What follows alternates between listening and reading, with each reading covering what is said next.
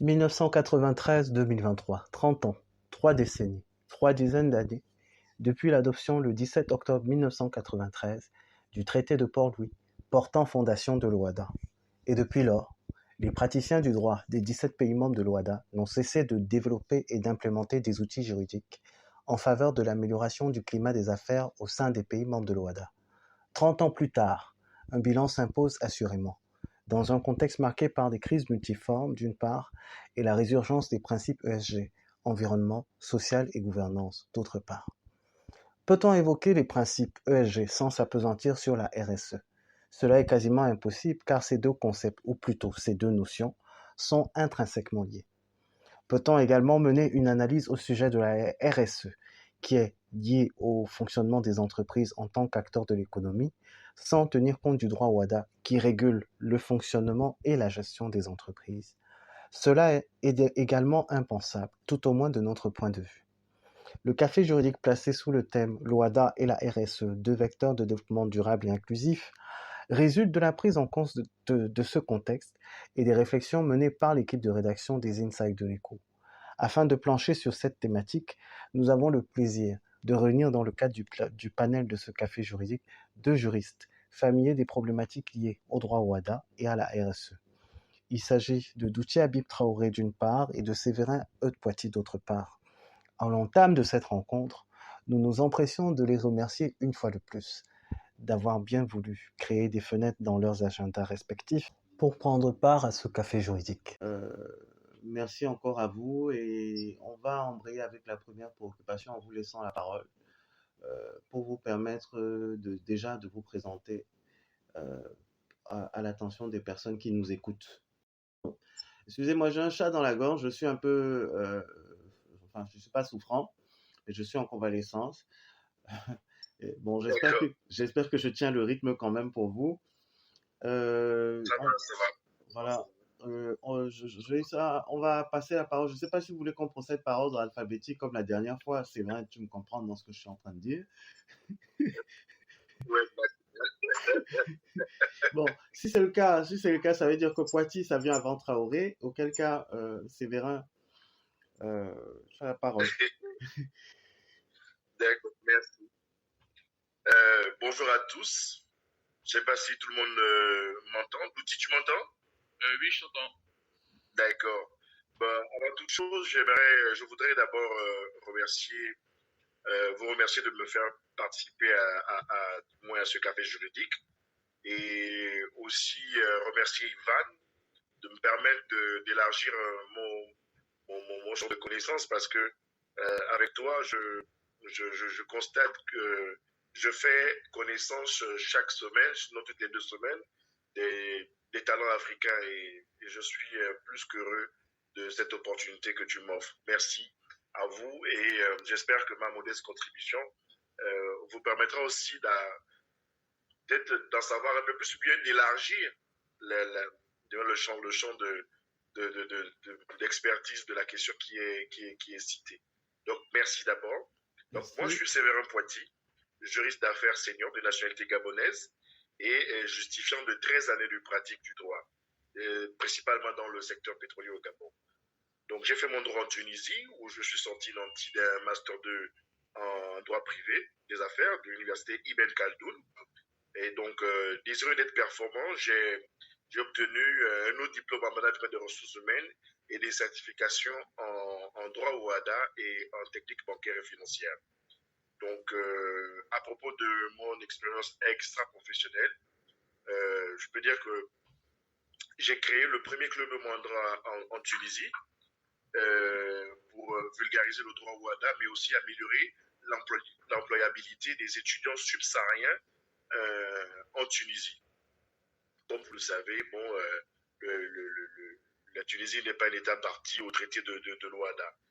Et donc, pour finir, depuis quasiment près de 15 ans, je suis engagé pour l'autonomisation des jeunes au sein de la plus grande organisation des jeunes dans le monde. J'ai cité la Jeune Chambre internationale, au sein de laquelle je me suis formé au leadership et j'ai pu être en 2019 être élu au sein du Bureau mondial en qualité de vice-président international en charge de l'Afrique et du Moyen-Orient. Et parmi les pays parmi les pays sous mon magistère, il y a donc, je pense, le Mali. Je ne sais pas si l'outil vient du Mali, mais j'ai eu la grâce de faire le Mali, d'aller de Bamako jusqu'à Sikasso et je suis même allé jusqu'à Gao. Donc voilà un peu. Et à l'issue de cette année, j'ai été primé en 2019. J'ai reçu le prix Excellence et Leadership Genève au Gabon, qui est décerné par le ministère de la Jeunesse et les représentations nationales du système des Nations Unies, pour qui, du moins, célèbre le meilleur jeune leader du pays chaque année. En 2019, cette récompense m'a été dédiée. Donc voilà qui est Séverin Poiti, en quelques mots. Merci Séverin. Merci Séverin. Nous allons passer la parole à Douti. Bonjour, Ivan. Bonjour Séverin. Je suis vraiment désolé, j'ai un souci avec ma caméra. D'accord. Je ne sais pas si ça ne vous dérange pas que je poursuive sans caméra. Mais dès que ça se règle, dès que je réussis à le régler, je vais la remettre en place. Je suis vraiment désolé pour ça. Dans un premier temps, je veux procéder comme Séverin. Je veux remercier Ivan pour cette opportunité qu'il me donne de m'exprimer sur cette thématique importante. Je veux remercier aussi Séverin pour cette rencontre qui me permet de faire ce matin avec Séverin. Voilà, j'ai suivi le café juridique que Séverin a eu à faire avec Achille Agbé il y a quelques semaines de cela. J'ai été agréablement surpris de la qualité des interventions lors de ce café juridique-là et c'est tout un honneur pour moi de participer à celui-ci avec lui en tant que co-panéliste. Alors, pour me présenter, je suis Douti Habib Traoré, diplômé de l'université Paris-Dauphine. Je suis spécialisé en droit des entreprises et RSE. Je suis passé par l'université de Bordeaux. À l'université de Bordeaux, j'ai eu un master 1 en droit des affaires. J'ai également eu un diplôme universitaire en droit OADA. Je suis l'ancien président et le cofondateur de l'Institut bordelais de droit OADA. En 2021, j'ai été le lauréat du prix meilleur écrit OADA grâce à un article que j'ai rédigé qui s'intitulait Du code vert aux normes vertes, quel processus d'actualisation de l'OADA pour un taux d'investissement toujours en croissance. Et cette année, en 2023, j'ai mon premier ouvrage qui est paru sur le marché, intitulé Droit OADA et RSE, un processus d'actualisation indispensable. Je suis de nationalité ivoirienne et d'accord. je suis pas malien. C'est vrai que énormément de travail aux Maliens. Exactement. Désolé. C'est pas grave du tout. Je suis africain, c'est l'essentiel. Voilà, je suis de nationalité ivoirienne et c'est un plaisir pour moi de participer à ce présent café juridique. Donc, merci à tous les deux pour ces premiers éléments de réponse et on poursuit notre entretien d'aujourd'hui avec une autre préoccupation. Créée en 1993, l'OADA célèbre cette année ses 30 ans d'existence. Quel est votre avis ou alors votre point de vue au sujet de cette célébration? D'accord. Je pense que c'est à moi de prendre la parole comme fixer les barres. C'est sans protocole. Hein. D'accord. Tout ce que je peux dire, c'est l'Organisation pour l'harmonisation en Afrique du droit des affaires a été créée par le traité de Port-Louis, comme tout le monde le sait, ce 17 octobre 1993, du moins en île Maurice. Donc, aujourd'hui, ça fait 30 ans. 30 ans, ça fait 3 décennies, et il est quand même important de rappeler le contexte qui a amené du moins les organes délibérants à adopter ce traité-là. D'abord, c'est un contexte de crise économique aiguë et du chute drastique des investissements. Tout à fait. Donc, et qui créait une insécurité juridique et judiciaire au niveau de l'Afrique. Donc, et ça me permet de faire même le lien avec le précédent thème, il y a cela 2 semaines. Et donc, pour apporter une réponse du moins des solutions pour rassurer les investisseurs, on a créé l'OADA. Mais aujourd'hui, je vais quand même essayer de remettre en avant un peu l'un des pères fondateurs du droit WADA, le docteur Kebamba, qui disait, je le paraphrase, le WADA est un outil juridique imaginé et réalisé par l'Afrique pour servir l'intégration économique de la croissance. Donc, je vais du moins insister sur l'intégration économique et la croissance, parce que c'est d'abord une réponse du moins à l'insécurité juridique. Et aujourd'hui, on peut être fiers, nous, Africains, d'avoir pu imaginer du moins ce campus légal, mais aussi créer cette communauté juridique.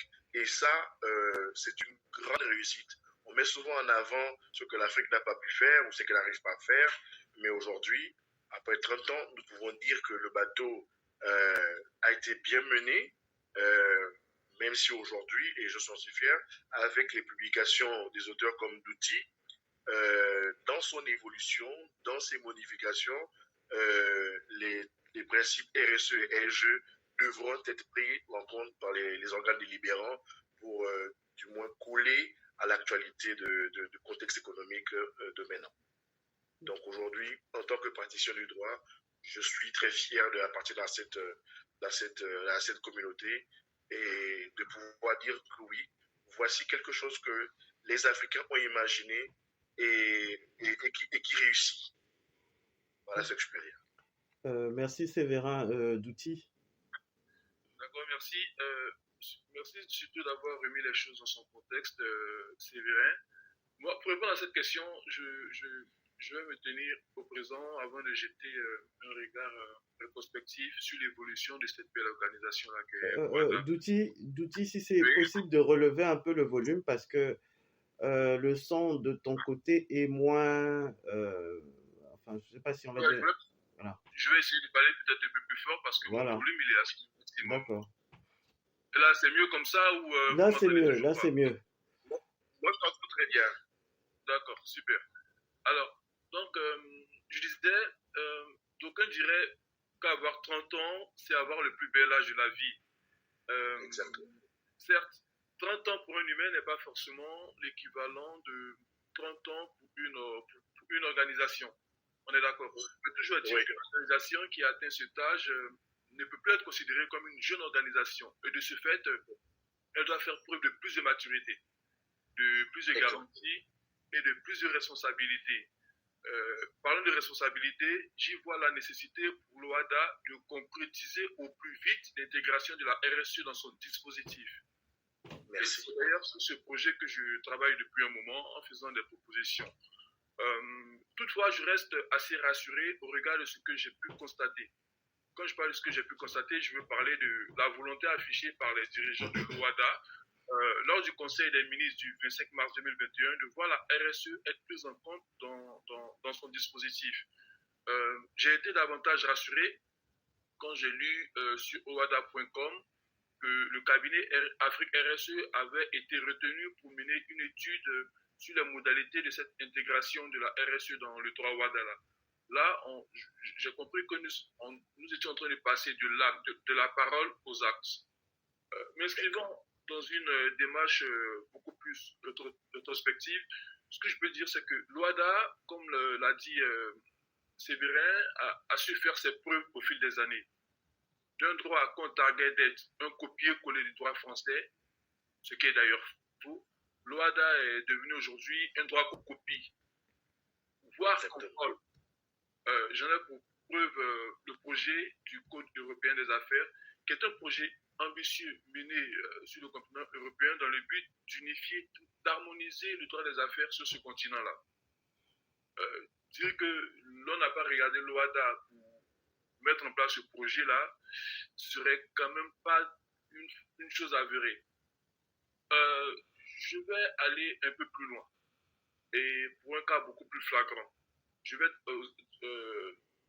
en Amérique carrément avec le projet OADAC, qui est l'Organisation pour l'harmonisation du droit des affaires dans les Caraïbes.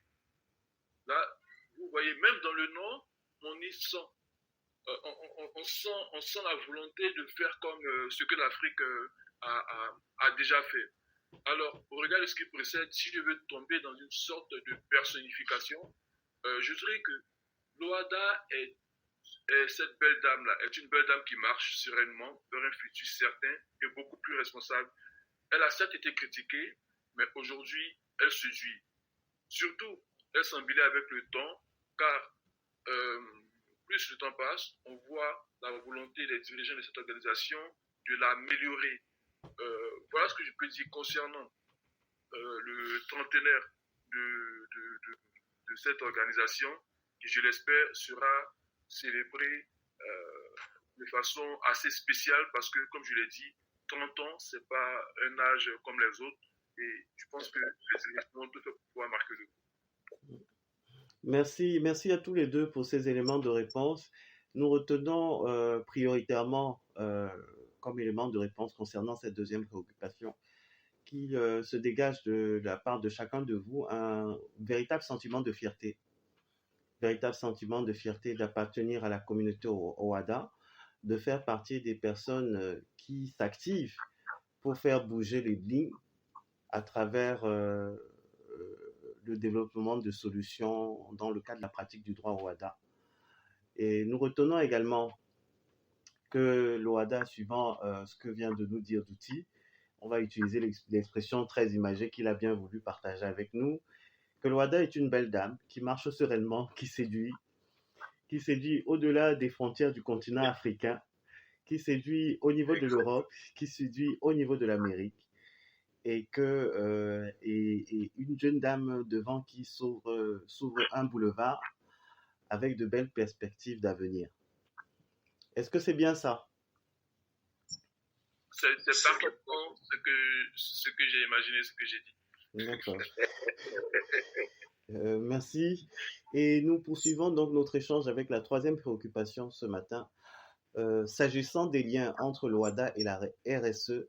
Dans un article daté du 4 février 2021 et intitulé « OHADA et responsabilité sociétale des entreprises », publié sur ohada.com, et issu d'une collaboration entre Emmanuel Sibidi Darankoum, actuel secrétaire permanent de l'OHADA, Rekia Madougou, ancienne garde des Sceaux et ministre des Droits de l'Homme du Bénin, Patrice Anato, député français, et Pierre-Samuel Guedj, président d'Affection Mutandi.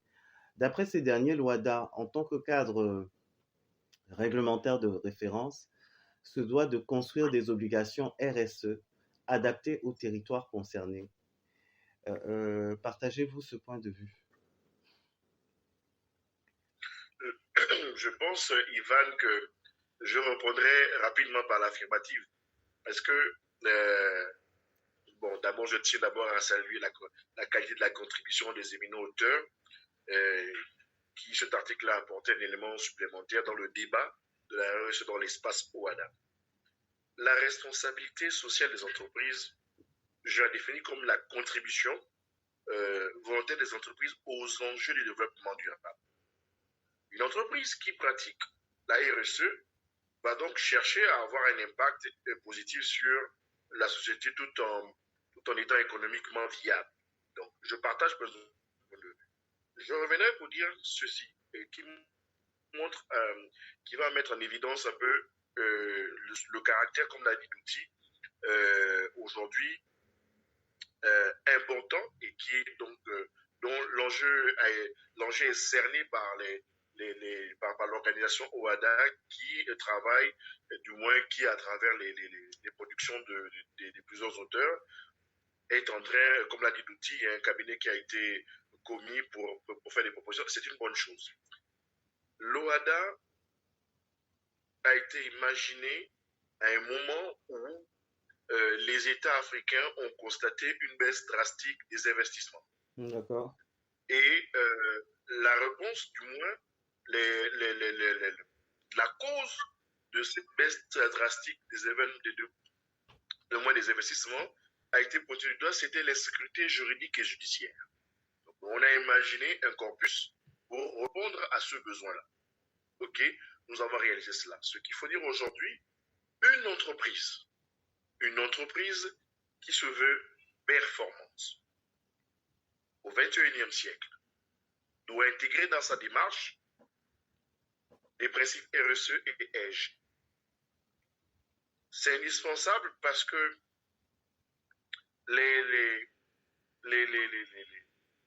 la performance individuelle et collective d'une entreprise tiendra compte de ces éléments-là. Tout à fait. Aujourd'hui, je discute beaucoup, je reçois beaucoup de jeunes diplômés qui sont plus intéressés par une entreprise qui communique beaucoup sur ses actions sociales. On voit apparaître ici et là, je prends pour le cas du Gabon, le groupe BGFI Bank qui a créé la fondation BGFI et donc qui a recruté, du moins, qui n'était pas l'un des employeurs qui faisait la meilleure offre, mais qui a réussi à avoir du moins un jeune diplômé orphelin qui a accepté l'offre moins disante de BGFI et refusé l'offre plus disante d'une autre boîte, Total Gabon, parce que, étant orphelin, il avait apprécié au temps de son séjour à l'orphelinat les œuvres faites par la fondation BGFI. Donc, vous voyez déjà même l'impact de ce type de politique RSE. De ce type. Exactement. Dans la vie, là je reviens dans la vie quotidienne même des populations. Et pour remonter en disant aujourd'hui, la qualité du management, la qualité de leadership dans une entreprise est déterminante dans la motivation, dans la performance des salariés, mais aussi les salariés, lorsqu'ils intègrent dans leur démarche, parce qu'on parle beaucoup de certification ISO, mais je pense qu'on revient là-dessus, la certification ISO 26000, c'est une très bonne chose, parce que quand une entreprise intègre ça, elle se met au diapason, parce qu'aujourd'hui, on est tous sensibles de l'impact que les individus et que les entreprises ont sur la société. Et donc, pour moi, c'est une très bonne nouvelle. C'est une très bonne nouvelle qu'aujourd'hui, cette discussion-là est arrivée au plus haut niveau et que, voilà, et que dans les mois ou les années qui suivent, elles vont intégrer dans le corpus légal des actes uniformes OHADA. Donc, moi, je suis très optimiste, très heureux de savoir. Merci d'Outil pour cette information. Et voilà un peu, je partage pleinement le point de vue des auteurs de cet article-là. Ok. Merci Séverin d'Outil. D'accord, merci. Je veux rebondir sur un petit point abordé par Séverin, parlant de l'intérêt qu'a manifesté le jeune diplômé orphelin pour la BGFI Bank. C'est pour dire que mettre en place une pratique RSE en son sein, en plus du fait que cela contribue à la performance financière de l'entreprise, permet d'attirer des talents ou de maintenir les talents au sein de cette entreprise-là. Et l'exemple donné par Séverin en est une preuve parfaite. Maintenant, pour revenir aux propos des participants de cette rencontre-là, du 4 février 2021, ce que je peux dire, c'est que je partage cet avis dans une certaine mesure, parce que j'aimerais bien nuancer et ça va se constater dans ma réponse. Je suis parfaitement d'avis avec le fait que dans le processus d'intégration de la RSE dans le droit OHADA, celle-ci soit adaptée aux réalités des 17 États membres de cette organisation. C'est un point de vue que j'ai d'ailleurs développé dans mon ouvrage qui est paru aux éditions L'Harmattan. J'ai par exemple fait savoir que dans le déplacement de la RSE de l'Amérique du Nord, où la RSE est née, dans les années 50, on va y arriver peut-être, vers l'Europe, cette matière a été façonnée. En Europe, par exemple, la RSE s'inscrit dans une démarche beaucoup plus prospective. Elle intervient beaucoup plus en amont, de sorte que des fautes graves puissent être empêchées d'être commises. Elle provient pour que guérir. C'est, je dirais, l'inverse en Amérique, parce que là-bas, la RSE intervient beaucoup plus en aval pour punir les fautes déjà commises. La RSE en Amérique du Nord est beaucoup moins volontariste que celle connue en Europe, même si aujourd'hui, ce qui est donné de constater en Europe est que la RSE devient de moins en moins volontariste. Alors, si dans ce déplacement de l'Amérique du Nord vers l'Europe, la RSE a connu une certaine transformation, c'est sans doute dans le but de s'adapter aux réalités européennes. Et je pense que dans cette même optique, dans le déplacement de la RSE des autres continents vers l'Afrique, cette matière devrait, en mon sens, s'adapter aux réalités du continent africain. En tout cas, je suis un fervent militant d'une RSE africanisée pour le continent africain. Ça, franchement, je milite pour ça. Cependant, là où je vais apporter une nuance, c'est que dans les propos qui ont été retranscrits par Ivan, c'est que j'ai entendu une expression qui me dérange un tout petit peu, je dirais, c'est les obligations RSE. Autant je veux une RSE adaptée aux réalités africaines, je milite également pour une RSE qui ne soit pas nécessairement obligatoire en droit WADA, qui soit présente certes, mais qui ne soit pas nécessairement obligatoire en droit WADA. Et je pense que le faire, ce serait même adapter la RSE aux réalités de l'OADA. Voilà. Une RSE obligatoire en droit WADA serait peut-être fort catastrophique pour les entreprises qui y sont installées, quand on sait que pour la plupart de ces dernières, ce sont des PME qui exercent dans l'informel. De plus, rendre la RSE obligatoire en droit WADA compliquerait un tout petit peu la poursuite de la réalisation de l'un des objectifs, comme Séverin a pu le dire, de l'OADA, qui est d'attirer les investisseurs vers son territoire. On est d'accord, on n'attire pas en créant davantage de contraintes. Ce que je propose des solutions dans l'ouvrage, comment est-ce que la RSE va pouvoir être intégrée dans l'OADA sans que ça ne soit une charge pour les entreprises qui sont installées dans son espace-là. En tout cas, dans l'ouvrage, vous allez avoir une opinion beaucoup plus développée qui permettra à tout un chacun de mieux comprendre ce que j'ai pu proposer à ce sujet-là. Si je veux développer ça ici, je pense que je peux pas, on va largement dépasser le temps qui nous était parti. D'accord, merci à tous les deux. Avec votre permission, une petite précision. Il me semble que important de relever également que dans le caractère obligatoire qu'ils ont évoqué dans cette publication, ils tenaient justement compte qu'il y avait beaucoup de multinationales qui étaient implantées dans des pays africains et qu'il faudrait pouvoir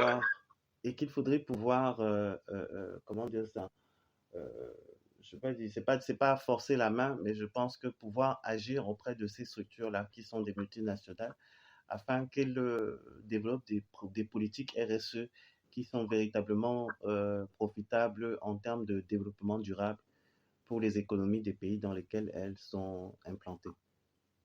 En effet, à ce sujet, je pense que la plupart de ces multinationales-là sont déjà sous certaines obligations RSE émanant de leurs propres États, de leurs États d'origine. Il y a déjà ça. Et dans les propositions que je fais, par exemple, je parle d'une RSE avec une contrainte relative, c'est-à-dire une contrainte en fonction de la taille de l'entreprise ou de l'impact des activités de l'entreprise sur l'environnement. Je veux dire, je ne dis pas qu'il faut une RSE totalement non obligatoire ou totalement non contraignante, mais dans le développement que je fais, c'est que dans une certaine mesure, on peut proposer une RSE relativement contraignante. C'est-à-dire qu'on ne loge pas dans la même enseigne les multinationales, surtout minières ou pétrolières, comme tu viens de citer, parce qu'on sait l'impact des activités de ces entreprises sur l'environnement, et les petites entreprises de quartier qui se débrouillent, voilà. Faille que dans la mise en place de la RSE de l'OADA, on puisse ne pas loger dans la même enseigne ces deux types d'entreprises-là. C'est pour ça que je propose d'ailleurs cette contrainte relative, que j'espère que vous allez avoir le temps de pouvoir lire dans l'ouvrage qui est paru. Merci une fois de plus à tous les deux pour vos éléments d'éclairage. Et maintenant, nous allons évoquer une autre préoccupation. S'il fallait définir en des termes simples pour les personnes qui nous suivent la notion de RSE, que diriez-vous? Donc, à ce sujet, je pense que l'outil est mieux outillé que moi. Et, bon, avant de donner la définition que j'ai, je vais revenir pour enrichir à nouveau, enrichir le propos d'outils, parce que oui, quand on parle d'obligation, généralement on va voir les multinationales, mais elles ne sont pas aussi légion. Et justement, le caractère obligatoire et contraignant peut être une manière pour nous de nous tirer une balle dans le pied, parce que nous voulons du moins rassurer nos investisseurs et développer le tissu entrepreneurial. Parce que l'objectif n'est pas que cette démarche-là ne concerne que les multinationales. Elle doit concerner tous les acteurs de l'économie. Tous les acteurs de l'économie. Et donc, je rejoins l'outil en mettant en avant le caractère du moins relatif des obligations, en parlant, c'est pour ça que je préfère parler de démarche, parce que quand on a noté une norme ISO, je préfère parler de démarche volontaire, mais qui peut par exemple faire la différence entre deux, sur un appel d'offres, je dis n'importe quoi, sur un appel d'offres, se retrouver devant deux soumissionnaires, et puis bon, voilà, on fera peut-être la différence lorsque elle propose les mêmes les mêmes caractéristiques techniques et du moins présente la même offre commerciale. Peut-être la différence se fera sur le fait que l'une détient du moins est certifiée ISO 26000 et l'autre ne l'est pas. C'est un exemple. Ça peut être une démarche comme ça. Et aussi penser à autre chose, c'est-à-dire que, ok, on va délibérer dessus une chose, mais que dans la délibération, dans la mise en pratique, que ça touche tous les acteurs, donc que la petite PME jusqu'à la multinationale. Bien sûr, donc on peut faire une gradation des obligations ou bien une gradation en la matière. C'était juste un point de vue. Donc, pour revenir à la question posée, je dirais que pour moi, la responsabilité sociétale des entreprises, ou également appelée la responsabilité sociale, je définis ça comme c'est une démarche volontaire. C'est comme l'intégration volontaire par les entreprises de principes, par les entreprises de principes. Comment expliquer ça? C'est des principes qui tiennent compte de l'environnement, de l'impact de leurs activités sur la société, sur l'environnement dans lequel ils évoluent. En fait, ce sont des parties prenantes. Ce sont des parties prenantes. Et donc, bon, j'ai mon fils, excusez-moi, j'ai mon fils qui souhaite participer au débat. Laisse-moi, permets-moi de terminer, hein, s'il te plaît. Donc, je vais expliquer ça, c'est vraiment lisant pour moi, parce que du moins pour expliquer ça comme il n'a que 4 ans, ben, c'est la responsabilité sociale des entreprises. Voilà, c'est la contribution volontaire des entreprises, du moins aux préoccupations de l'environnement dans lequel ils opèrent. Donc voilà, mais je pense que l'outil a des éléments encore plus aiguillés qui pourront compléter cela. D'outils D'accord. Je pense que l'essentiel a vraiment été dit dans la réponse de Séverin. Mais je vais repartir en arrière pour expliquer, enfin, pour permettre à ceux qui vont nous écouter ou à ceux qui nous écoutent de mieux connaître, de mieux comprendre la RSE. Il faut dire que la RSE est un concept qui a été développé par les auteurs de l'Amérique du Nord dès les années 50, avec principalement Bowen, à travers son œuvre intitulée Responsibilities of the Businessman. Ce qu'il est donné de constater aujourd'hui, c'est que malgré tout l'engouement qu'elle suscite, la RSE demeure un concept qui n'a pas une définition fixe.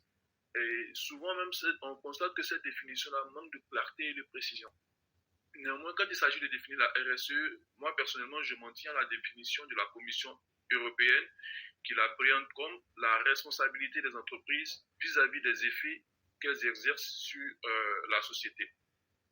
Ce qui ressort de cette définition est que les entreprises peuvent désormais voir leurs responsabilités être engagées du fait des impacts de leurs activités sur la société.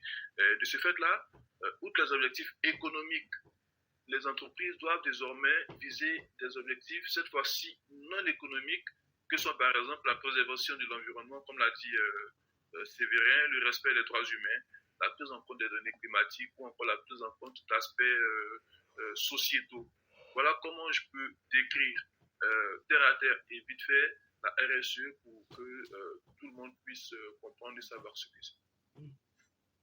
Merci à tous les deux. Avec votre permission, hein, je reviens sur la jeunesse du concept qui a été évoqué par Douty, c'est-à-dire début des années 50. Juste pour rappeler que à cette période-là, on était quand même encore dans l'après-deuxième guerre mondiale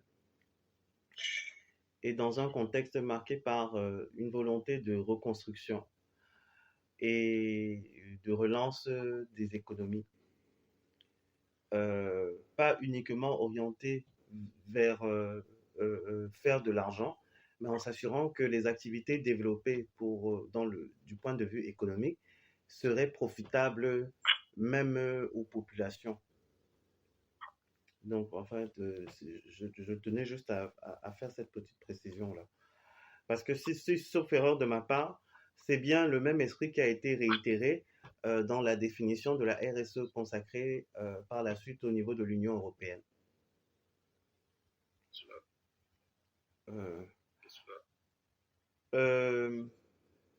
Ensuite, la préoccupation suivante. S'il fallait définir en des termes simples pour les personnes qui nous suivent, les principes ESG et leur impact sur la vie des entreprises, que diriez-vous?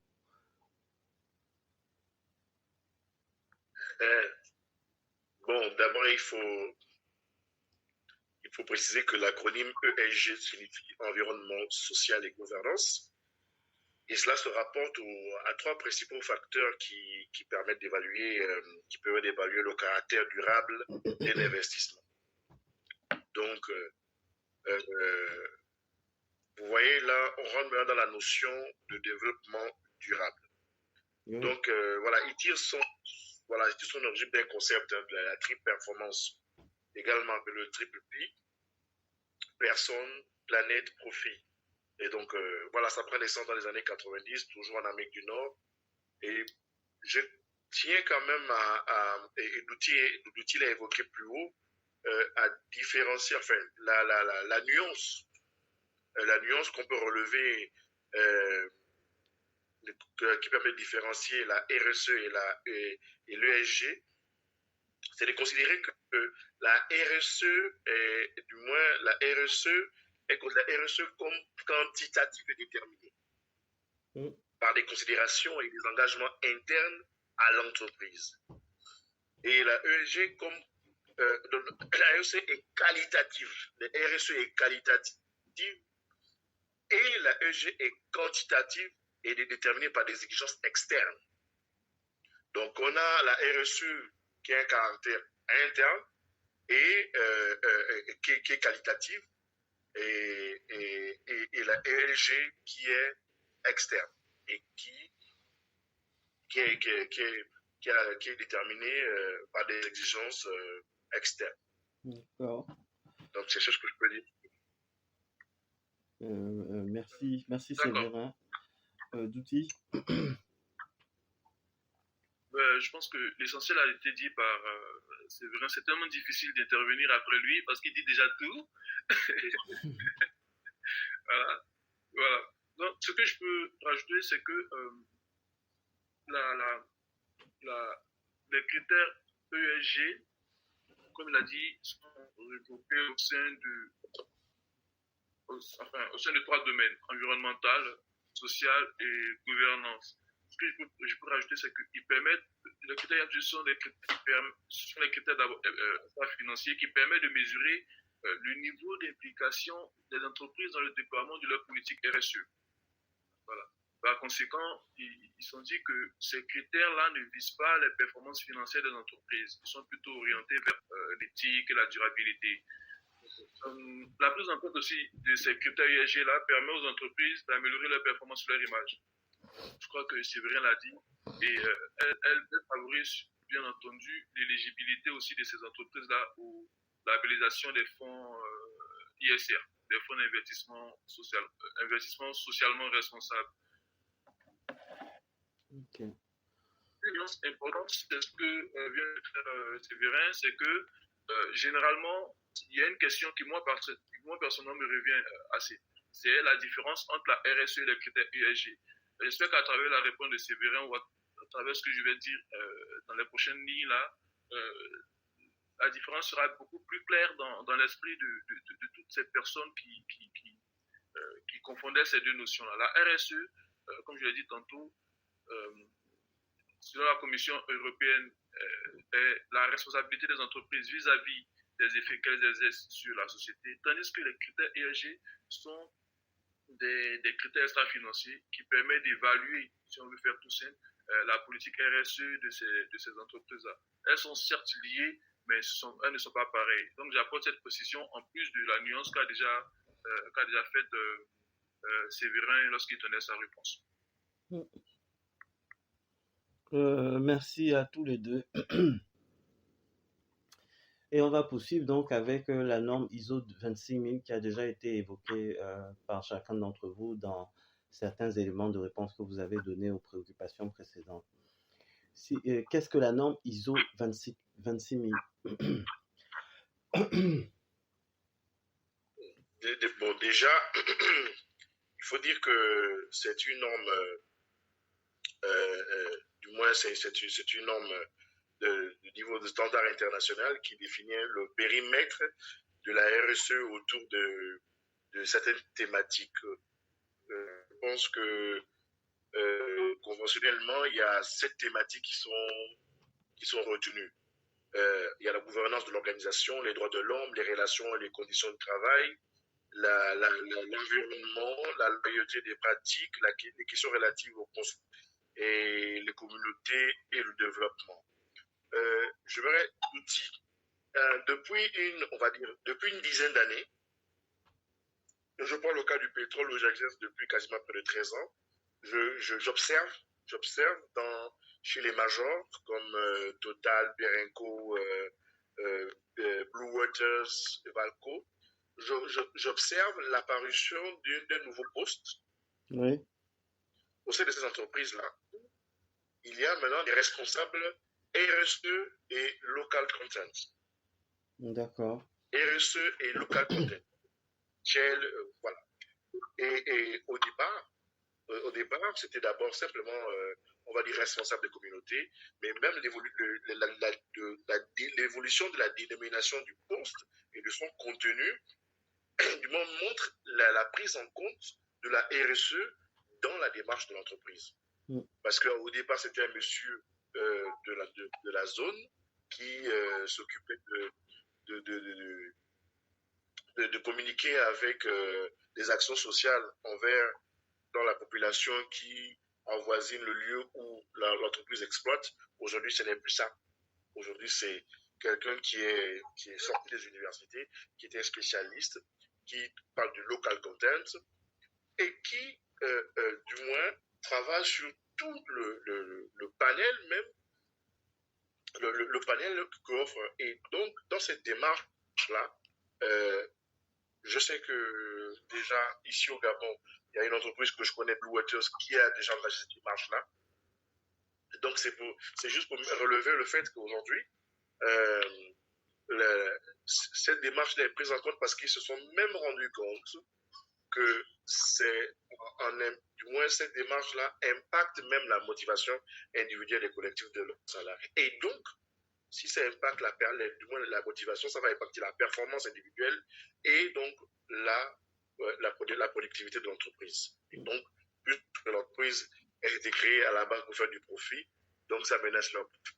Donc, on peut se mettre à la page, insérer, du moins rentrer dans la démarche de la situation ISO 20000, et c'est cela. Bon, pour ne pas perdre ceux qui nous écoutent,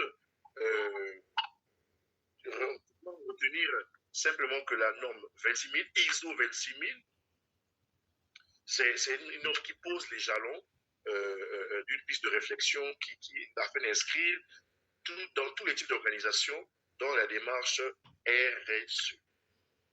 Voilà. Et j'ai cité les 6 ou 7 thématiques dont cette démarche-là tient compte. Donc, je répète, c'est la gouvernance de l'organisation, les droits de l'homme, les relations et les conditions de travail.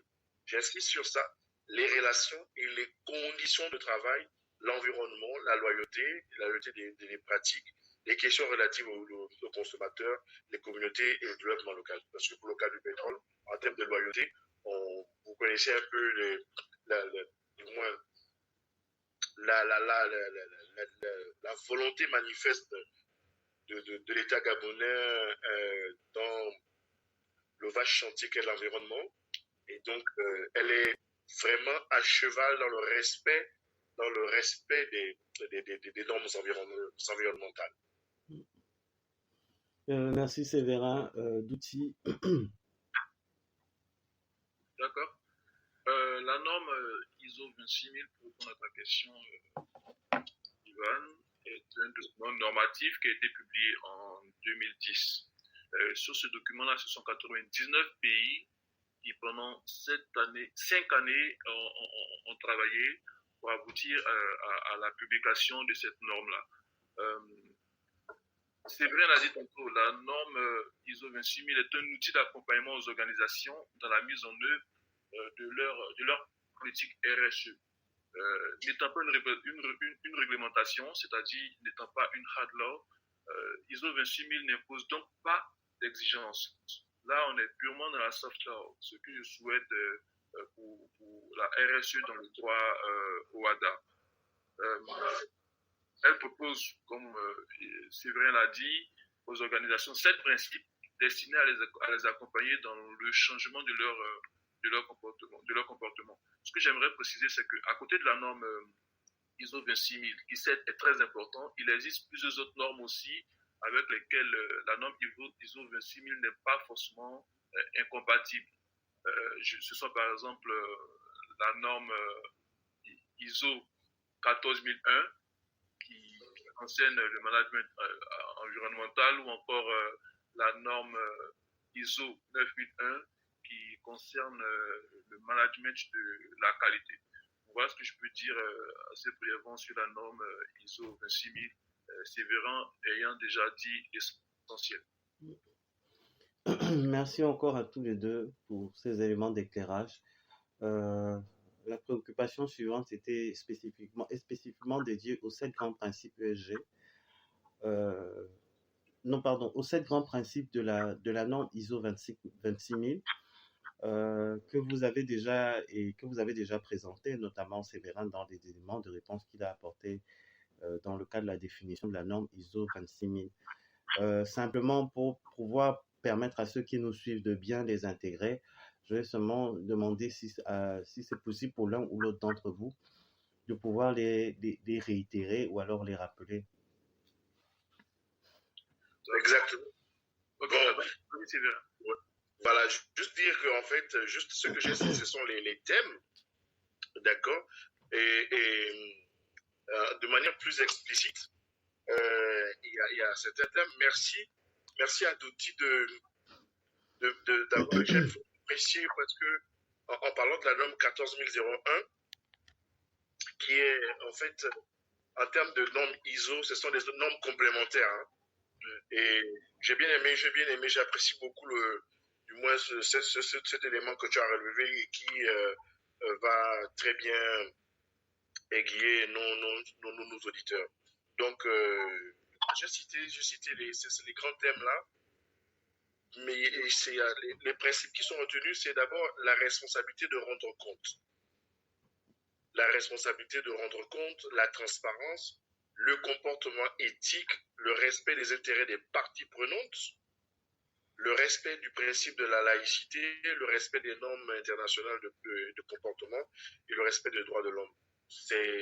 Ça peut paraître comme une litanie religieuse, mais c'est des principes qui sont retenus par la norme ISO, que la norme ISO.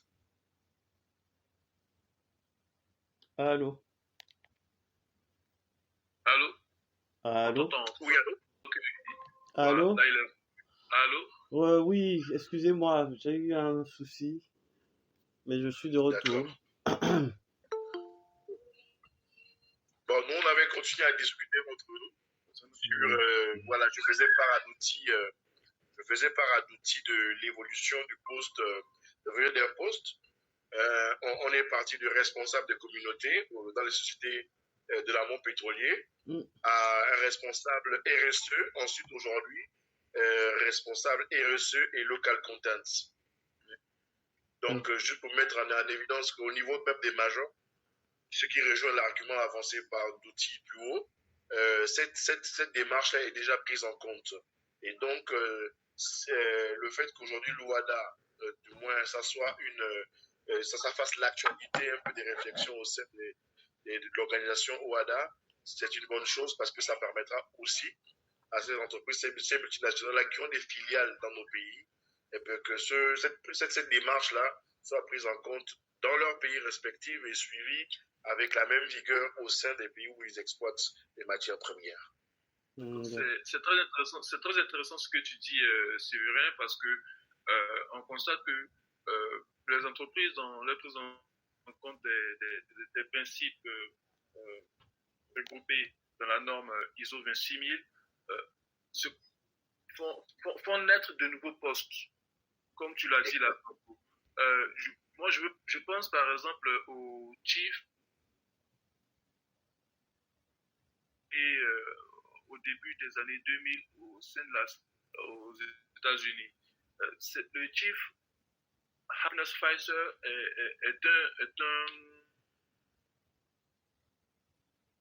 il veille à ce que les salariés se sentent heureux à leur poste.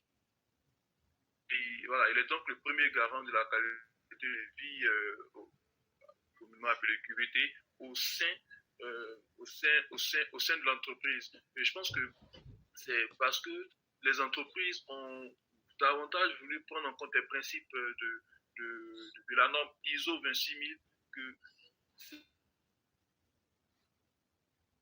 c'est vraiment à saluer. Exactement. Point de vue.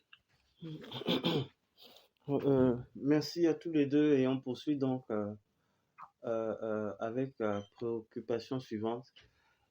Dans le cadre de l'accompagnement des organisations qui souhaitent évaluer leur politique RSE à travers la norme ISO 26000, les experts et les cabinets qui les assistent dans cette démarche ont souvent tendance à mettre l'accent sur la gouvernance de l'organisation, les relations et les conditions de travail, la loyauté des pratiques et la contribution au développement durable.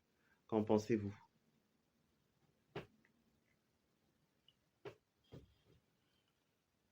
Allô?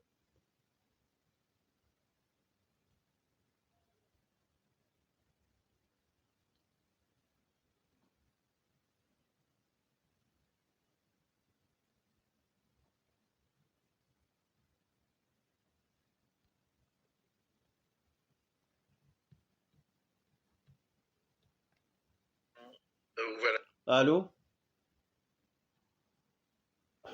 Voilà.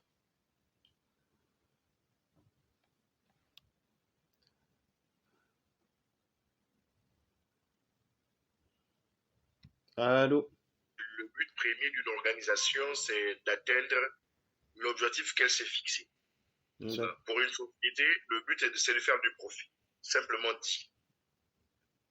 Donc, je pense qu'elle ne pourra atteindre cet objectif d'abord avec des collaborateurs qualifiés, motivés et performants.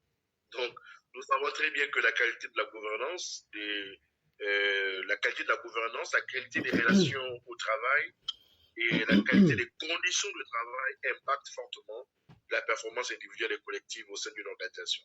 Donc, le fait que ces cabinets du moins insistent sur ces principes-là, mais je pense que c'est pour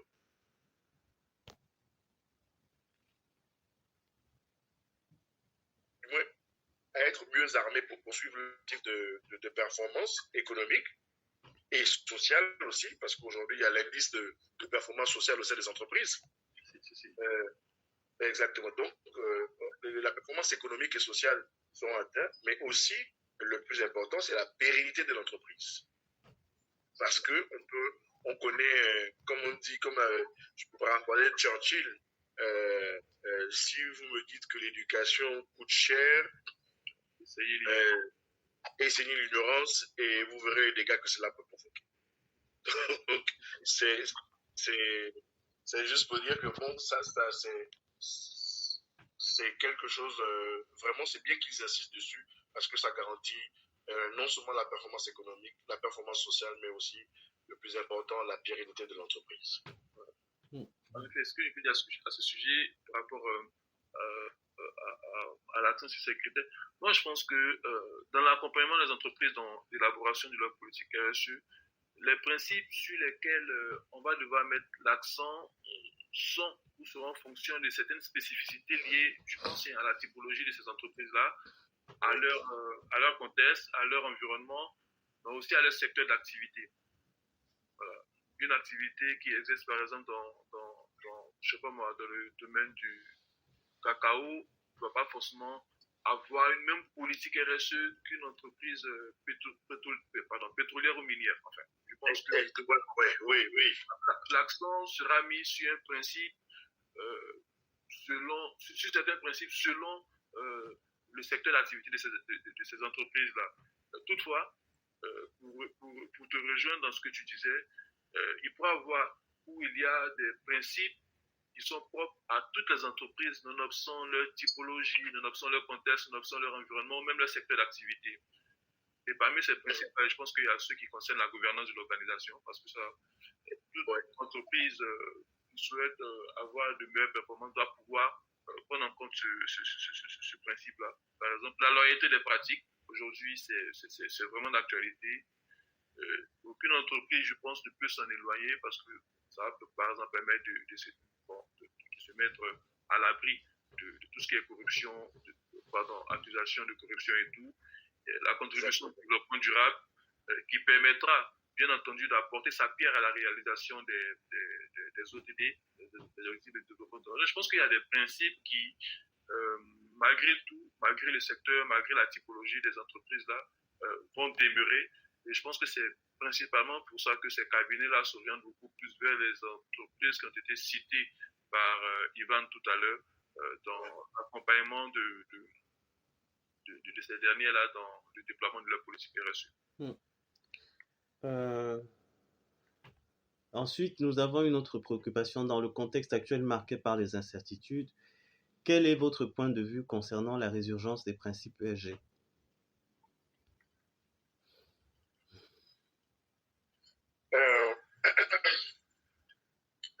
Douty disait plus haut tout à l'heure que les principes ESG du moins impactaient beaucoup le branding de l'organisation. Donc sa communication, je pense, sa communication externe. D'accord. Je dis aussi que cela impacte justement parce qu'il y a incertitude, il faut se prémunir des effets des incertitudes. D'accord. Et l'une des voies, en tenant compte de, même si on maîtrise son core business, l'une des options pour faire face aux incertitudes, c'est d'emprunter cette démarche-là, parce que c'est l'une des démarches qui garantissent la pérennité de l'entreprise. Et je pense que plus haut, on a Douty et moi, nous avons même déjà donné des éléments de réponse à cette question-là. Tout à fait. Tout à fait. Et enfin, nous sommes donc parvenus au terme de notre entretien de ce jour. S'il fallait conclure, qu'est-ce que vous diriez ? S'il fallait conclure, et parce que vraiment là, nous sommes dans les rushs, donc nous allons avoir à la limite 15 secondes pour chacun d'entre vous. Pas de souci. Donc, on va à la conclusion, parce que là, vu que je suis pas intervenu sur ce point-là, l'essentiel a déjà été dit par Séverin, du coup, c'est pas grave. On peut aller à la conclusion. Dirigé par Kibambay et ses pairs ont proposé au chef d'État, à la conférence des chefs d'État, et le traité est né. Et donc, c'est le lieu ici de magnifier et mettre en évidence les pères fondateurs, à l'instar du professeur Kibambay, du juge Kibambay, comme lui-même il aimait se faire appeler. Et je suis d'autant, nous considérons comme des héritiers de ce droit-là, et continuons chacun dans son œuvre à le nourrir. En effet. Donc, c'était mon... Ah, Ivan est revenu.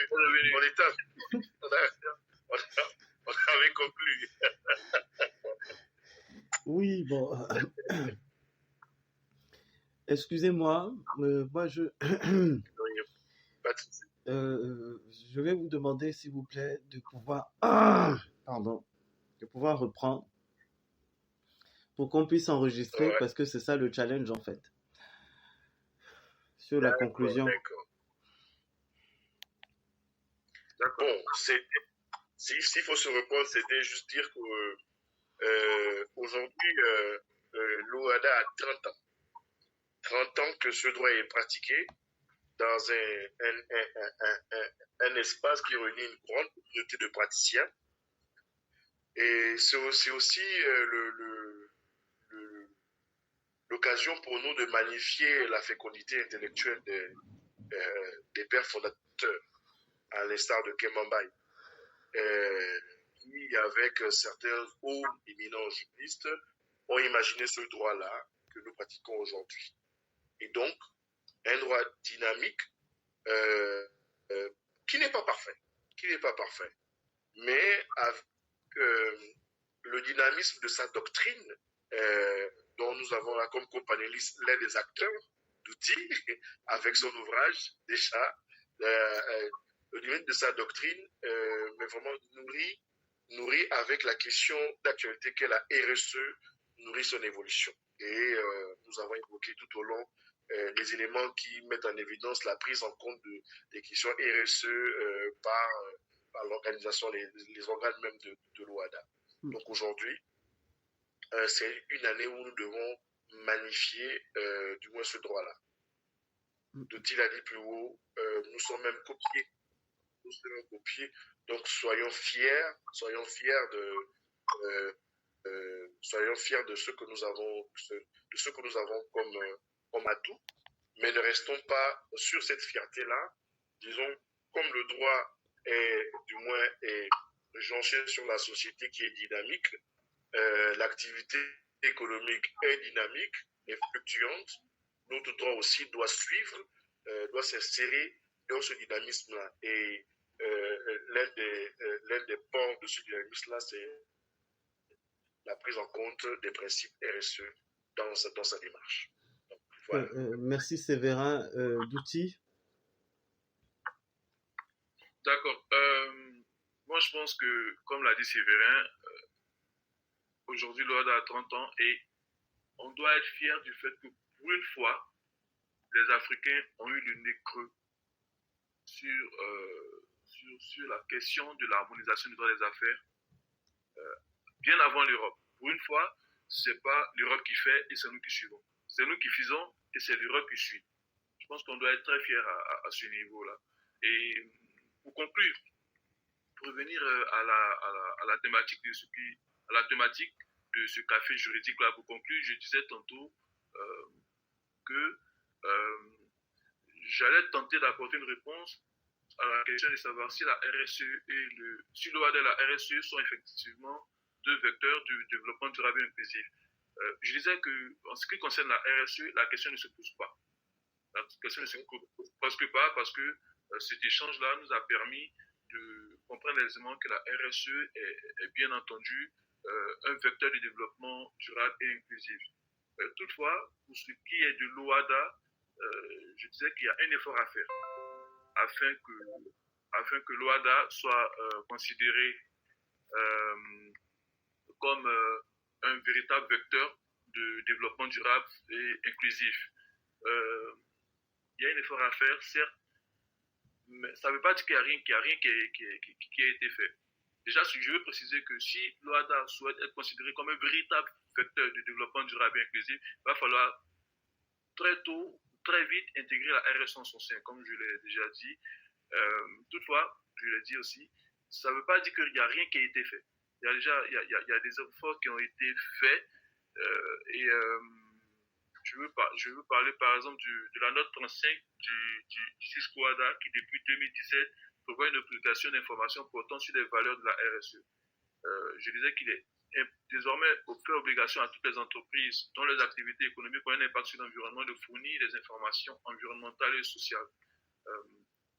En outre, les entreprises dont le nombre de salariés excède 500 sont dorénavant obligées de communiquer sur leur politique de prise en compte des conséquences sociales et environnementales de leurs activités. Elles doivent également fournir des informations sur les différents engagements sociaux allant dans le sens du développement durable. Les différentes informations à fournir là sont contenues, comme je l'ai dit tantôt, dans la note 35 du SUSCOADA. Et cette note est obligatoire pour toutes les entreprises de plus de 500 salariés. Naturellement, les informations à fournir sont d'ordre social, environnemental ou sociétal. Du coup, au regard de la note 35 du SUSCOADA, on se rend compte que l'OADA ne souhaite pas rester de côté, ne souhaite pas rester en marge du développement durable. Ça, je pense que c'est déjà à saluer, sauf qu'il faut dynamiser cette volonté de ne pas vouloir rester en marge du développement durable en intégrant de façon effective la RSE dans son dispositif. Je veux finir par te remercier, mon très cher Ivan, pour cette rencontre que tu as initiée. Remercier mon très cher co-panéliste, monsieur, et ainsi que toutes les personnes qui nous ont suivis ou qui vont nous suivre à travers l'enregistrement. Merci à tous les deux, merci à Douty, merci à Séverin, qui ont bien voulu dégager quelques heures de leur emploi du temps de ce week-end, initialement dédié au repos, pour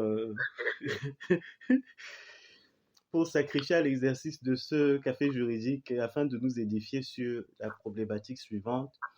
OADA et RSE, deux vecteurs de développement inclusif et durable, point d'interrogation.